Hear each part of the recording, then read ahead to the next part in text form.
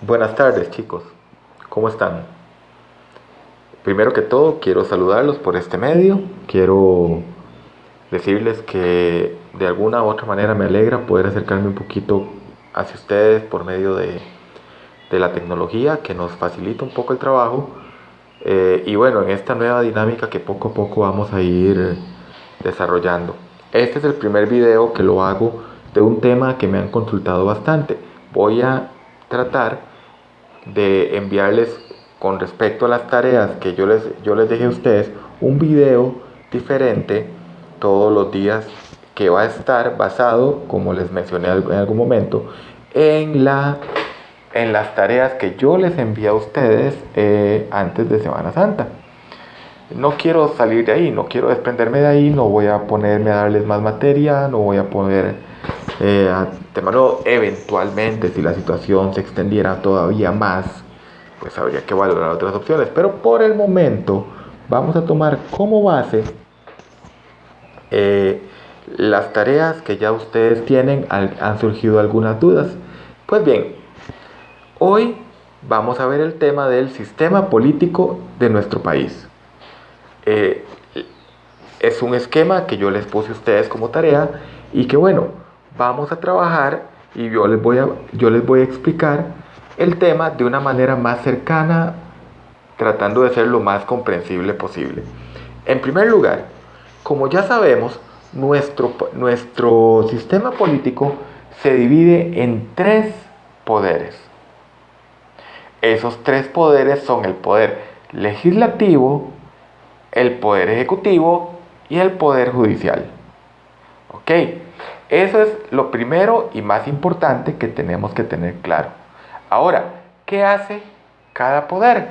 Como pueden ustedes ver en la imagen, el poder legislativo se encarga de hacer las leyes, pero además las cambia o, si es necesario, elimina alguna ley que tal vez ya haya perdido vigencia o sea una ley muy vieja que ya no tiene razón de ser. Entonces el poder legislativo hace las leyes, las cambia o las elimina. El poder ejecutivo, que lo pueden ver en la imagen, es el que se encarga de ejecutar esas leyes, de poner en práctica las leyes. Y el poder judicial es el que se encarga de sancionar cualquier violación que se haya cometido a cualquier ley. Entonces ya tenemos esas primeras características. Son tres poderes, solo tres. Y esas son las funciones.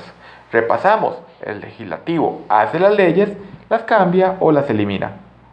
El poder ejecutivo las pone en práctica, las ejecuta. Y el poder judicial sanciona cualquier violación o incluso pues le da la interpretación a las leyes.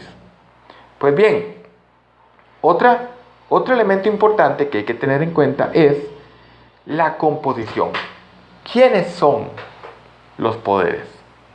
Ya vimos que hay un poder legislativo, ejecutivo y judicial. Ahora, ¿quién compone cada poder? El poder legislativo, como lo pueden ver ahorita, es compuesto por 57 diputados, electos por provincia, en el día de las elecciones nacionales. ¿Ok?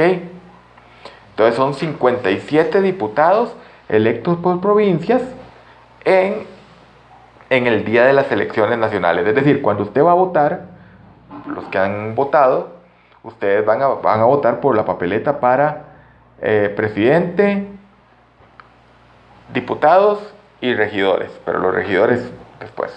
¿Ok?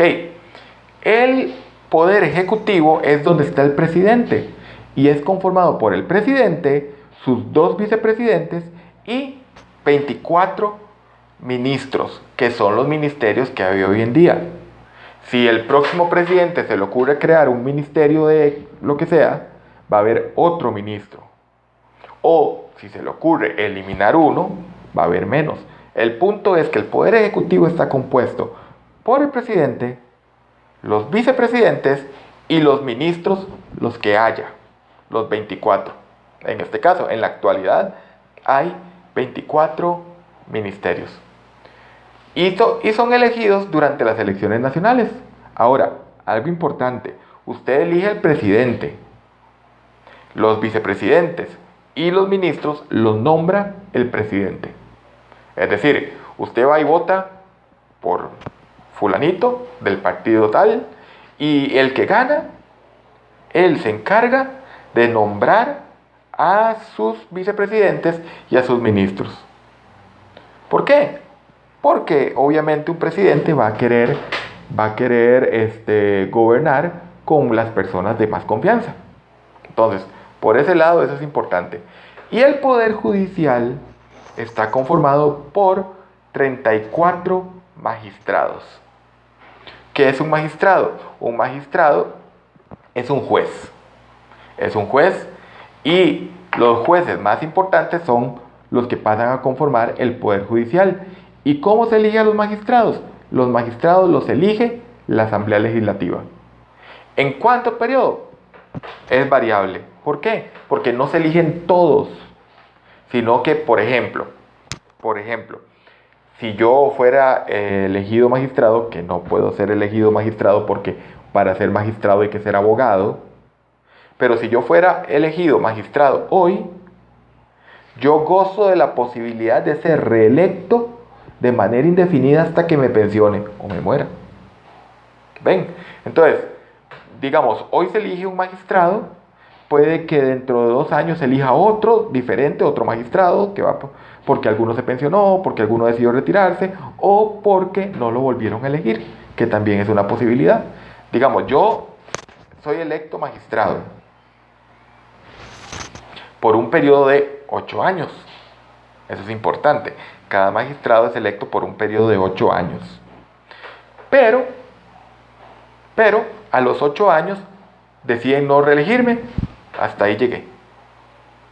Pero en esos 8 años pueden haber sido elegidos otros magistrados. Es decir, no es una fecha particular, es cuando se necesite.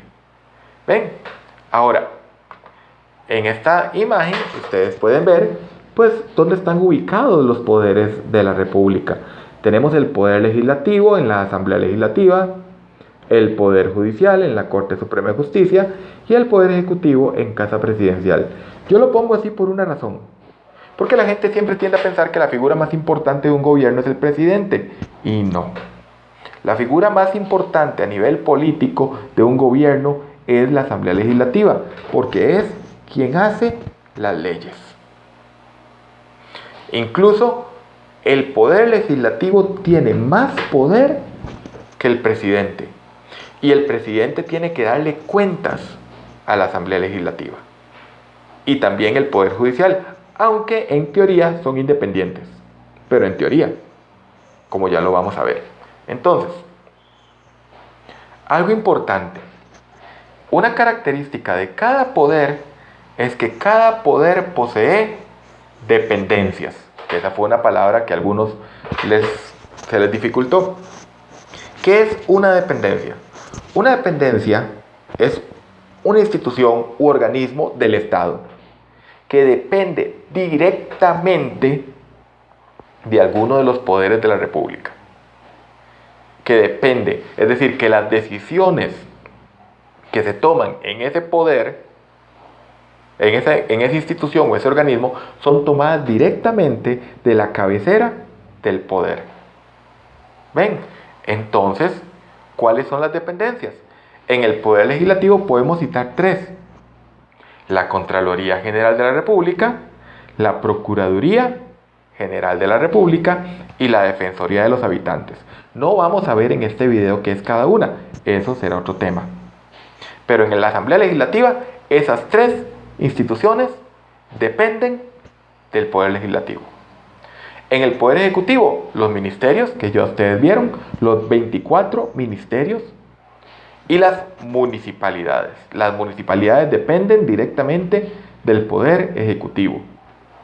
Aunque tienen cierta independencia, claro, pero la orden final viene del Poder Ejecutivo. Y en el Poder Judicial tenemos el Ministerio Público, que no es un ministerio como los otros que ya mencioné, es diferente. El Ministerio Público todos los tribunales de justicia y el organismo de investigación judicial, el OIJ. ¿Ven?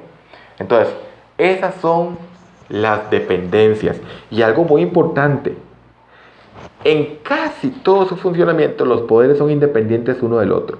Es decir, en gran cantidad de asuntos el Poder Ejecutivo no tiene que preguntarle ni pedirle permiso a la Asamblea Legislativa. En algunos sí, pero en otros, en la gran mayoría no. Entonces, técnicamente son independientes. Por ejemplo, el Poder Judicial es independiente del Poder Legislativo. Pero al final de cuentas, quien elige los magistrados es el Poder Legislativo. Entonces, sí hay alguna dependencia, pero en lo general son independientes.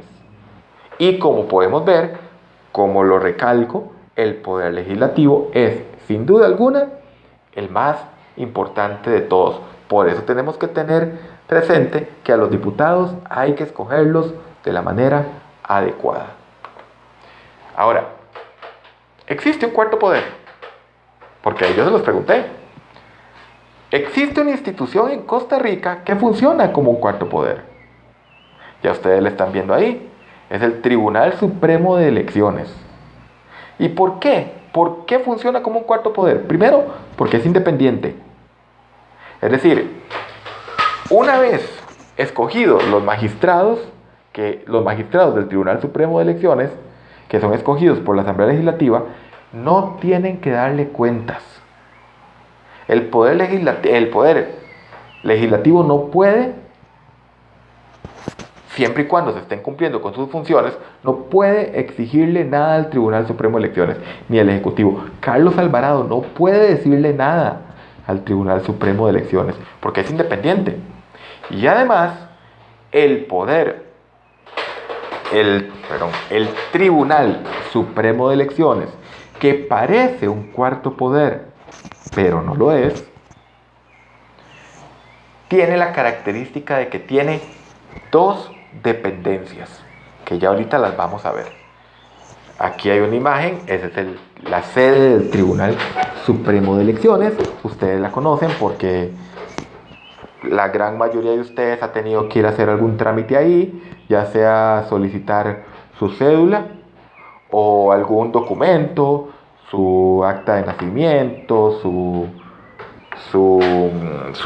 certificación de estado civil, la de defunción no, obviamente, ¿verdad? Se le irán a recoger sus hijos, pero eventualmente todos han tenido que ir ahí, y es porque el Tribunal Supremo de Elecciones tiene la característica de que tiene dos dependencias: el registro civil y el registro electoral.